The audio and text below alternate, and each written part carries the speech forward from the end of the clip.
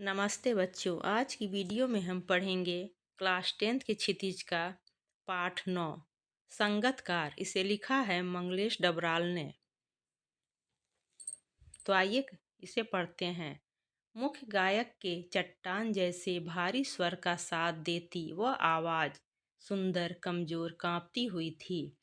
कवि कहते हैं कि मुख्य गायक जो था, जो संगतकार कहते हैं बच्चों, जो कि जो गाता है उसका साथ देने वाले को कहते हैं संगतकार। तो मुख्य गायक की जो आवाज़ थी वो बिल्कुल चट्टान की तरह भारी थी। उसका स्वर बहुत ही भारी था, बहुत तेज था।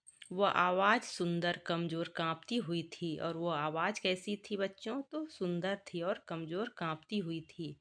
वह मुख्य गायक का छोटा भाई है या उसका शिष्य। कवि कहते हैं कि जो संगतकार था वो या तो जो मुख्य गायक था उसका छोटा भाई था या फिर उसका शिष्य हो सकता है, या पैदल चलकर सीखने आने वाला दूर का कोई रिश्तेदार, या फिर पैदल चलकर उस तक कोई आया होगा सीखने के लिए जो उसका साथ दे रहा है, कोई रिश्तेदार होगा। मुख्य गायक की गरज में वह अपनी गूंज मिलाता आया है प्राचीन काल से। गायक जब अंतरे की जटिल तानों के जंगल में, कहते हैं कि जब वह ऐ- गाता है तो उसकी गूंज से ऐसा प्रतीत होता है कि मानो प्राचीन काल से वो गा रहा हो। गायक जब अंतरे की जटिल तानों के जंगल में, अंतरे की जो जटिल तान है, यानी कहते हैं कि एक संगीत गाना भी एक बहुत ही जटिल होता है। हर कोई नहीं गा सकता है, जिसे अंतरे का ज्ञान है वही गा सकता है। तो उसका गाना ऐसा लगता है कि वह बहुत ही जटिल तानों के कहीं जंगल में खो चुका होता है, या अपने ही सरगम को लांग कर चला जाता है भटकता हुआ एक अनहद में। या फिर ऐसा लगता है कि वो अपनी ही सरगम को लांग कर, यानी कि हर चीज़ की एक सीमा होती है बच्चों। तो यह सरगम की भी एक सीमा है कि आपको यहीं तक गाना है, इससे आगे नहीं गाना है। लेकिन वह अपनी धुन में इस तरह रम जाता है कि वो सरगम की सीमा जो उसे लांघ कर आगे निकल जाता है और चला जाता है भटकता हुआ एक अनहद में। और कहीं भटकता हुआ कहीं वो और पहुंच जाता है। वो इतना अपने में इतना मशगूल है कि वो गाते गाते कहीं और पहुंच जाता है। तब संगतकार हो अस्थाई को संभाले रहता है। तब वो संगतकार ही होता है जो उस मुख्य कलाकार को संभालता है। जैसे समेटता हो मुख्य गायक का पीछे छुटा हुआ सामान, इस तरह समेटता हो कि मानो कि उसका कोई सामान, मुख्य गायक का कोई सामान पीछे छूट गया हो, उसे इस तरह वो संगतकार समेटता है, साथ देने वाला। जैसे उसे याद दिलाता हो उसका बचपन, जब वह नौसिखिया था। और उसे याद दिलाता है वो बचपन जब वो नौसिखिया था, नया नया सीख रहा था बचपन में।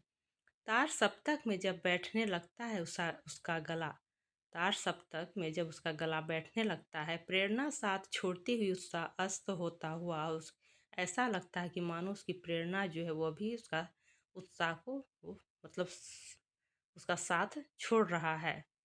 आवाज से राख जैसा कुछ गिरता हुआ, तभी मुख्य गायक को ढाढ़स बंधाता। आवाज ऐसा लड़खड़ाने लगता है कि मानो वो आवाज राख हो गया हो। तभी जो है मुख्य गायक उसको ढाढ़स बंधाता है। कहीं से चला आता है संगतकार का स्वर।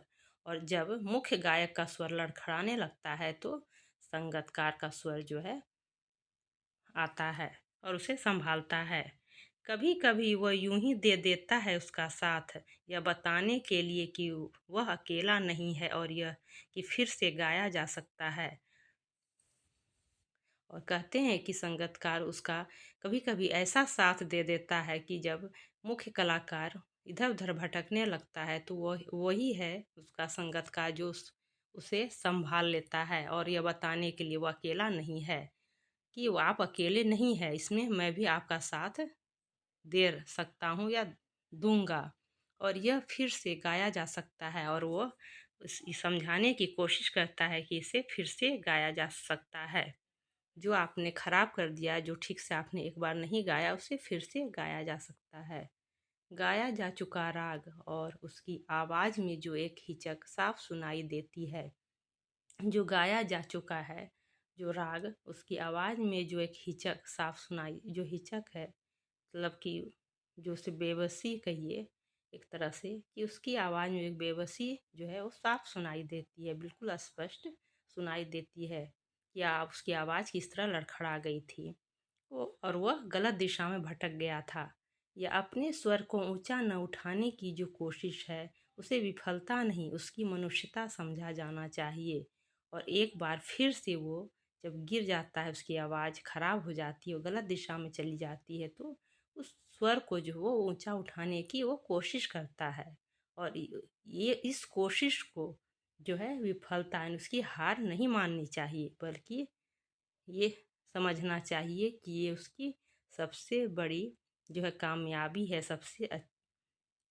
सबसे अच्छी मजबूत बागडोर है, जो उसे संभाल कर रखता है, कि उसे उसकी आवाज़ जब लड़खड़ाने भी लगती है तो भी वो अपने आप को संभाल लेता है और फिर से गाने के लिए वो तैयार रहता है। तो ये उसकी मनुष्यता है। तो कवि का कहने का तात्पर्य है बच्चों की यही चीज़ हम मनुष्यों में भी होनी चाहिए, कि जब हम गलत दिशा में भटक जाएं या गलत रास्ते पर चले, तो हमें अपने आप को संभालने के लिए हमेशा खुद को अपने अंदर एक आवाज़ आती है कि खुद को हम संभाल सकें, और यही हम मनुष्यता है, इसी को हम मनुष्यता कहते हैं। तो बच्चों, अगर आपको हमारी वीडियो अच्छी लगी हो तो वीडियो को लाइक और सब्सक्राइब करें और अपने दोस्तों को शेयर करें।